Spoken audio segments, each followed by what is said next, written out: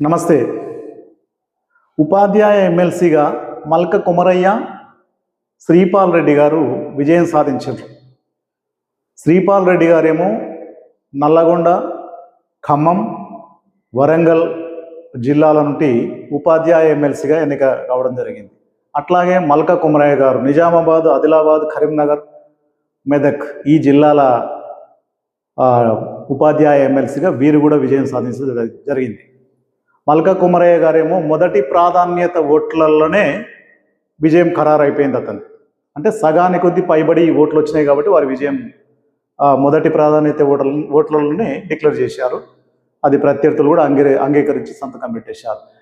ఇక శ్రీపాల్ రెడ్డి గారు రెండవ ప్రాధాన్యత ఓట్ల లెక్కింపులో గెలిచారు. వీరు మొదటి ప్రాధాన్యత ఓట్లలో గెలవలేదు, అంటే 50% ఓట్లు రాలేదు. కాబట్టి రెండో ప్రాధాన్యత ఓట్లలో వీరు నెగ్గడం జరిగింది. వీరు కూడా ఏ పార్టీకి సంబంధించిన వ్యక్తి కాదు, పిఆర్టీయు ఉపాధ్యాయ సంఘానికి సంబంధించిన వ్యక్తి. మల్క కుమరయ్య గారేమో బీజేపీ పార్టీకి సంబంధించిన అభ్యర్థి. ఇప్పుడు బీజేపీ ఒక ఎమ్మెల్సీ విన్ అయినట్లు. ఇక ఇంకొకటి ఉంది, ఏది నిజామాబాద్, ఆదిలాబాద్, కరీంనగర్, మెదక్ పట్టభద్రుల ఎమ్మెల్సీ స్థానం కూడా ఉంది. ఈ ఉపాధ్యాయ ఎమ్మెల్సీ స్థానాలేమో కేవలం 25,000 చిల్లర ఓట్లు మాత్రమే, 26,000 దరిదాపులా ఉండే ఓట్లు మాత్రమే. దీంట్లో కొన్ని చలన ఓట్లు ఒక దగ్గర 450, ఒక దగ్గర 850, ఈ చలన ఓట్లు తీసేసి మిగతా కౌంటింగ్ చేసిండ్రు. ఎవరికైతే 12,500 పైబడి ఓట్లు వచ్చినాయో వాళ్ళని డిక్లేర్ చేసిండ్రు. కానీ పట్టభద్రుల స్థానం అలా కాదు, 2,50,000 వరకు పోలైన ఓట్లు ఉన్నాయి. అంటే ఇంకోటి, పట్టభద్రుల ఎమ్మెల్సీలో నిలబడ్డ వాళ్ళ సంఖ్య కూడా చాలా పెద్దగా ఉంది. అవన్నీ డివైడ్ చేయాలి అంటే బాక్సులు కూడా ఎక్కువ ఉంటాయి. 4 జిల్లాలు బాక్సులు చాలా, ప్రతి గ్రామం అంటే ప్రతి మండల హెడ్ క్వార్టర్లో ఒక్కొక్క బాక్సు, ప్రతి చిన్న చిన్న టౌన్లో ఒక బాక్సులు, పెద్ద పెద్ద డిస్ట్రిక్ట్ హెడ్ క్వార్టర్లో అయితే చాలా దగ్గర పోలింగ్ బూతులు ఉంటాయి కదా. ఇవన్నీ బాక్సులు డివైడ్ చేయడం, ఏ అభ్యర్థికి ఎన్ని ఓట్లు వచ్చినాయి మొదలు కట్టలు కట్టే ప్రాసెసే ఇంకా నడుస్తుంది. అది సుమారు ఈరోజు సాయంకాలానికి ఆ ప్రక్రియ పూర్తి కావచ్చు. ఆ ప్రక్రియ పూర్తయిన తర్వాత అప్పుడు కౌంటింగ్, అది మొదటి ప్రాధాన్యత ఓట్లు, తర్వాత అక్కడ కూడా ఫలితం రాకపోతే రెండో ప్రాధాన్యత ఓట్లు, తర్వాత అక్కడ రాకపోతే 3, 4 ఇలా వెళ్తూనే ఉంటుంది. ఒక్కొక్కసారి ఈ ఫలితం రావాలంటే 2 రోజులు, 3 రోజులు, 4 రోజులు పట్టే అవకాశం కూడా ఉంటుంది. మేబీ కొంత అంటే క్లారిటీగా ఉంది, ఎక్కువ కొంతమంది అభ్యర్థుల మధ్యలోనే ప్రధానమైన పోటీ ఉంది అనేది మనకు అక్కడ నుండి అందుతున్న సమాచారం. కాబట్టి ముఖ్యంగా బిఎస్పి అభ్యర్థి, బహుజన సమాజ్ పార్టీ అభ్యర్థి ప్రసన్న హరికృష్ణ గౌడ్ గారు, తర్వాత బీజేపీ అభ్యర్థి అంజిరెడ్డి గారు, కాంగ్రెస్ పార్టీ అభ్యర్థి నరేందర్ రెడ్డి గారు, వీరి ముగ్గురు మధ్యనే పోటీ ఎక్కువ ఉందన్నట్టు తెలుస్తుంది. అంటే ఇప్పుడు కట్టలు కట్టినప్పుడే ఏజెంట్లకు అర్థమవుతుంది ఎక్కడెక్కడ ఎన్నెన్ని కట్టలు ఎక్కువ అవుతున్నాయి, ఎవరెవరికి ఎన్ని పడుతున్నాయి అనే వదంతు అంటే అబ్జర్వ్ చేస్తారు ఏజెంట్లు. ఇది బయటికి కొంత పొక్కినప్పుడు ఎవరికి వారే మేమే గెలుస్తాం, ఇటు బీఎస్పీ అభ్యర్థి కానీ, అటు బీజేపీ కానీ, ఇటు కాంగ్రెస్ కానీ అందరూ ఎవరికి వారు ధీమా వ్యక్తం చేస్తున్నారు, మేము గెలుస్తాం అన్నట్టు. ఈ టీచర్స్ ఎమ్మెల్సీ అభ్యర్థులలో ఏంటంటే కేవలం 25,000 ఓట్లే కాబట్టి అవి తొందరగా కౌంటింగ్ అయిపోతే నిన్న మామూలుగా రాత్రికి డిక్లేర్ అయిపోయింది. ఈ పట్టభద్రుల ఎమ్మెల్సీ కొంచెం లేట్ అవుతుంది. ఇంకొకటి దీనిలో సమస్య ఏంటంటే చెల్లని ఓట్ల బెడద కూడా.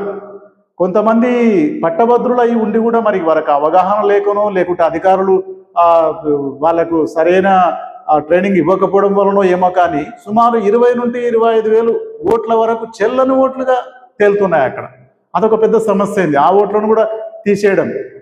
ఒక దశలో ఇండిపెండెంట్ అభ్యర్థులు ధర్నాకు కూర్చున్నారు, మరి రీపోలింగ్ చేయాలి, ఇంత చెల్లని ఓట్లు ఎందుకు వచ్చాయి అంటే వారికి మీరు సరైన అవగాహన తెలపలేదు కదా, వాళ్ళకి శిక్షణ ఇవ్వలేదు కదా, ఓటు ఇలా వేయాలి, మొదటి ప్రాధాన్యత ఓటు ఇలా వేయాలి, రెండో ప్రాధాన్యత ఓటు ఇలా వేయాలి, ఇక్కడ ఇవి చేయాలనేది మీరు సక్రమంగా తెలపలేదు కాబట్టి తప్పు మీదే, కాబట్టి రీఎలక్షన్ జరపండి అని చెప్పేసి ధర్నాకు కూర్చున్నారు ఇండిపెండెంట్ అభ్యర్థులు అక్కడ.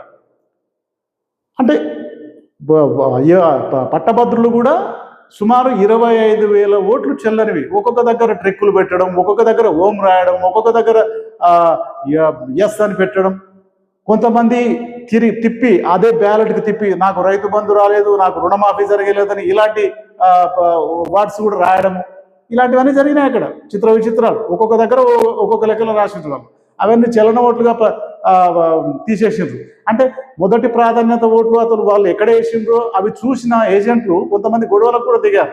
ఇది మాకు పడ్డది కదా, మా ఓటు ఆయన ఏదో చిన్న తప్పిదం వల్ల ట్రెక్కు పెట్టడం వలనో, ఓం రాయడం వలనో, ఎస్ అని రాయడం వలనో అది చెల్లని ఓటుగా మారుతుంది. కాబట్టి ఈ ఓటు మాకు వచ్చింది, ఏదో చిన్న తప్పిదం తెలియక చేసిండు, అతను చేయడం వల్ల మాకు ఒక ఓటు లాస్ అవుతుంది కదా అని చెప్పేసి ఏజెంట్లు కూడా గొడవకు దిగడం జరుగుతుంది అక్కడ. ఏది ఏమైనా కొంచెం మిస్టేక్ అయినా కూడా ఎలక్షన్ కమిషన్ రూల్ ప్రకారంగా ఏ మాత్రం చిన్న పొరపాటు జరిగినా అది చెల్లని ఓటు కిందగా పరిగణిస్తారు. ఇది అందరికి తెలిసిన విషయమే. ఆ మొదటి వాళ్ళ రూల్స్ అండ్ రెగ్యులేషన్స్లో అది పొందుపరిచింటారు. ఆ పొందుపరిచినట్లుగానే ఏ మాత్రం చిన్న పొరపాటు జరిగినా దాన్ని పక్కకు తీసేయడం, చెల్లని ఓటుగా పరిగణించడం ప్రస్తుతం జరుగుతుంది. మరి చూడాలి ఈ సాయంకాలం వరకు ఈ ఓట్ల డివైడేషన్ మొత్తం, అంటే బాగా చెల్లని ఓట్లు పక్కకు తీసేసి ఎవరెవరికి 25 ఓట్లు కట్టలు కట్టి వేస్తారు కదా, అట్లా ఆ కట్టలు కట్టి పక్కకు వేయడం. ఆ కట్టలు ఎవరికి ఎక్కువ వచ్చినాయి అనేది ఇప్పుడు ఎవరంతకు వారు మూడు ప్రధానమైన పార్టీలు ఎవరంతకు వారు మేమే గెలుస్తున్నాం అని చెప్పుకుంటున్నారు. అంతిమంగా ఈ ఫలితం వచ్చే వరకు మాత్రం కొంచెం ఉత్కంఠగానే ఉంది. ఎవరికి వాళ్ళు మేము గెలుస్తున్నాం అని అంటున్నారు. ఇక బీజేపీ వాళ్ళకి తెలిసిందే, నలుగురు సుమారుగా నిజామాబాద్, ఆదిలాబాద్, కరీంనగర్, మెదక్ నలుగురు ఎంపీలు ఉన్నారు. వాళ్ళకు ఎంపీలు ఉన్నారు కాబట్టి ఎమ్మెల్యేలు కూడా ఉత్తర తెలంగాణలో బీజేపీకి చాలా మంది ఉన్నారు కాబట్టి వాళ్ళు మేము ఉధృతంగా ప్రచారం చేశాం కాబట్టి మేమే ఖచ్చితంగా గెలుస్తామనే ధీమా వాళ్ళలో వ్యక్తమవుతుంది. ఇక అధికార కాంగ్రెస్ పార్టీ విషయానికి వస్తే సైలెంట్ ఓటింగ్ జరిగింది. మీకు తెలియదు, ఫలితం వచ్చినాక మీకు అర్థమవుతుంది. కాంగ్రెస్ కార్యకర్తలు ఎలాంటి ప్రలోభాలకు లొంగలేదు, తీవ్రంగా శ్రమించిండ్రు, పట్టభద్రులను ఒప్పించగలిగినరు. ఖచ్చితంగా నేనే గెలుస్తానని నరేందర్ రెడ్డి గారు వారు ధీమా వ్యక్తం చేయడం జరుగుతుంది. ఇక వీళ్ళిద్దరి వాదన ఒక ఎత్తు అయితే, బహుజన సమాజ్ పార్టీకి సంబంధించిన ప్రసన్న హరికృష్ణ గౌడ్ గారు, వీరు ఒక లెక్చరర్, బాటనీ లెక్చరర్గా పనిచేస్తూ తన జాబ్కు రిజైన్ చేసినాడు. డిగ్రీ కాలేజీ లెక్చరర్ అయి ఉండి ఇంకా సర్వీస్ చాలా ఉన్నా కూడా తన జాబ్కు రిజైన్ చేసి ఇప్పుడు ఈ ఎన్నికల్లో నిలబడడం జరిగింది. ఒక రకంగా ఇండిపెండెంట్గానే అనుకోవాలి ఇతన్ని. ఎందుకంటే బహుజన సమాజ్ పార్టీ తరఫున పోటీ చేసినా కూడా ఆ పార్టీ ప్రభావం తెలంగాణ రాష్ట్రంలో అంతగా లేదు కాబట్టి ఇతనికి పడ్డ ప్రతి ఓటు తనను చూసే పడ్డట్లుగా మనం పరిగణించాలి. ఇంకొకటి, ఇతనికి మిగతా ఇద్దరు అభ్యర్థులు రెడ్డి సామాజిక వర్గానికి సంబంధించిన వ్యక్తులు కాబట్టి ఇతను బీసీ వాదం కూడా ఇతనికి కొంతవరకు తోడ్పడినట్లు మనకు అర్థమవుతుంది. బీసీలందరూ నాకే ఓట్లు వేసిండ్రు మెజారిటీగా, నేనే ఖచ్చితంగా గెలుస్తానే విషయం కూడా ప్రసన్న హరికృష్ణ గౌడ్ గారు చెప్పడం జరిగింది. చూడాలి ఈ ఫలితం రేపు. కానీ ఒకవేళ మొదటి లేదా 2 ప్రాధాన్యత ఓట్లలో తేలితేనేమో కొద్దిగా తొందరగా ఫలితం వస్తుంది. అక్కడికి తేలిపోయిందంటే మాత్రము ఇక 2 రోజులు, 3 రోజులు, 4 రోజులు, 5 రోజులు పట్టే అవకాశం కూడా ఉంటుంది. గతంలో మనం చాలాసార్లు చూసాము ఈ విషయంలో. అంటే మొత్తం పోలైన ఓట్లలో సగం ఓట్లు ఎప్పుడైతే వస్తావో అప్పుడు విన్నింగ్.